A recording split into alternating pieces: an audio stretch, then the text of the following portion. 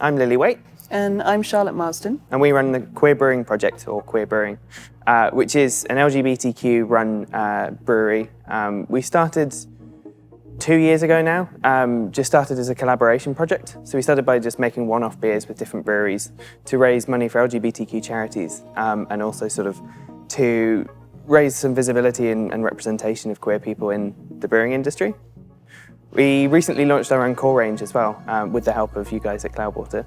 And since then we've been producing 3 beers as well as all of the collaboration beers. The most exciting thing I think for me is the fact that we're going to get beer in front of so many different people and such a diverse range of people. The support we've had from the independent sector and the craft beer sector so far has been incredible, but I think one of the main limitations we've had is not being able to get our beer beyond the sort of certain confines of the demographics that craft beer faces.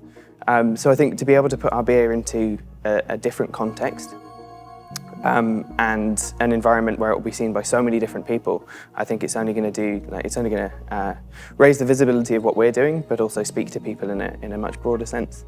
And the response we've got from putting our beer in front of queer people has been fantastic.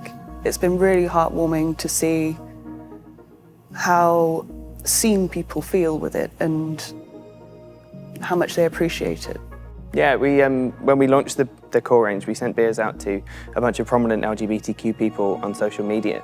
And just seeing the response, as you say, from people just saying like, oh my God, I feel seen by this, I've never seen beer with the word queer on it, or things like that, and just really feeling represented in a way that we've been trying to do for so long was just incredibly validating. I think that craft beer has been talking for a number of years about how to diversify and how to be more inclusive, but I don't think we can really address that without addressing how we can move into different spaces. Because as brilliant as independents are, I think they do only speak to a limited number of people and a limited demographic by virtue of what they are, like being specialist retailers. So in order to speak to different people, we've got to look beyond those spaces. I think we're in a significantly better position because we are reaching more people. We will be reaching people who will have been intimidated by craft beer spaces or won't have accessed those spaces before. And to have a beer at a different price point as well is fantastic, because it does open up the accessibility for people who won't spend X amount on a single can of beer or feel intimidated by it, or just feel it's a luxury that is one step too far. I get asked in my role and what we do is sort of, what more can we do? And I think this is one of the ways we have to look at it and have to approach it. What would it mean to you if you walked in and saw a product that said queer on it? Yeah, it's fantastic because you see yourself in that product and feel validated and you want to try it. And it's about building community as well. But off the back of this, like we could look at going bigger. Like our beer is all currently brewed under contract, but we could open our own space, like a bricks and mortar brewery, where we'd have more control over what we put out and more creativity. But importantly, because queer brewing has always been about taking up space, well, we want to open a great gay bar, essentially. We want to open a queer brewing venue that sort of part serves as tap room and part queer venue. So that space, as you said, isn't just a beer space. It's a space where people can just come together. They don't necessarily have to be involved in beer. Like craft beer has been struggling in terms of market share for some time. It's sort of stagnated somewhat.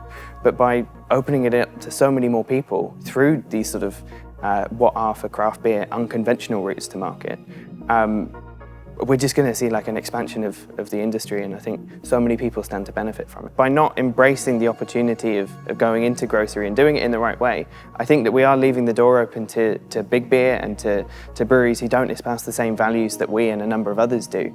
But also, we've been talking for so long about how to get craft beer out there for everyone and how to make it a more commonplace and more popular and sort of demystified and more understood product. And we've got to do that by stepping into those spaces when we have the opportunity to get beer in front of everyone who's just doing their shopping, who's just buying a bag of veg and just wants to pick up something tasty. The dramatic difference that queer brewing has had for us so far has been fantastic. It's made such a good change in our lives, and we really hope that we can make that difference for other people's lives too. But even like when you're packaging up merchandise, like seeing orders from around the world and people who've never tasted our beer but want to sort of support what we do and get involved because of what we perhaps represent or what we stand for, is just the most incredible feeling. Yeah, it really validates what we do. It really makes our work feel worthwhile.